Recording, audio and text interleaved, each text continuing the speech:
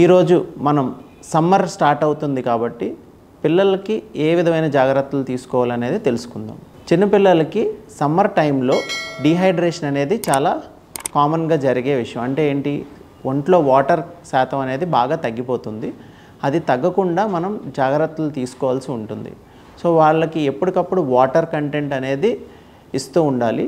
Water అవనివ్వండి, ORS అవనివ్వండి, coconut water అవనివ్వండి, సగ్గుబియ్యం జావ అవనివ్వండి, బటర్ మిల్క్, ఇలా లిక్విడ్స్ కంటెంట్స్ ఎక్కువ ఇవ్వడం అనేది చాలా ఇంపార్టెంట్ థింగ్.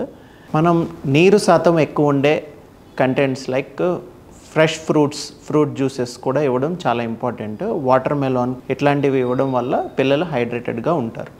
నెక్స్ట్ వచ్చేసి వాళ్ళకి ఆకలి అనేది ఆటోమేటిక్గా కొంచెం తక్కువ ఉంటుంది ఈ సమ్మర్ టైంలో.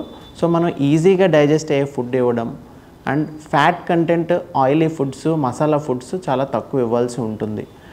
నెక్స్ట్ థింగ్స్ వచ్చేసి వాళ్ళకి సమ్మర్ టైంలో పీక్ ఎండలు ఎక్కువగా ఉన్నప్పుడు ఉదయం 10 గంటల తర్వాత 5 గంటల మధ్యలో వీలైనంత వరకు బయట అవుట్డోర్ యాక్టివిటీస్ని తగ్గించడం అనేది చాలా ఇంపార్టెంట్.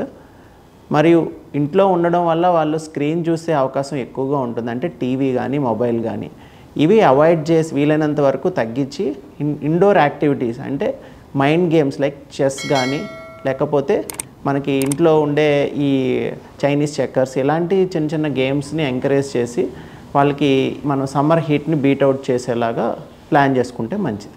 మనకి సమ్మర్లో హీట్ స్ట్రోక్ వచ్చే ప్రమాదం ఎక్కువ ఉంటుంది కాబట్టి పిల్లల్ని ఎప్పుడు హైడ్రేటెడ్గా ఉంచడం మరియు వాళ్ళని ఈ సన్లో ఎక్కువగా తిరగకుండా జాగ్రత్తలు తీసుకుంటే మంచిది. Hello everyone, I'm doctor Venkat Sriram, consultant paediatrician and neonatologist, Shravani hospitals, Madhapur. Thank you.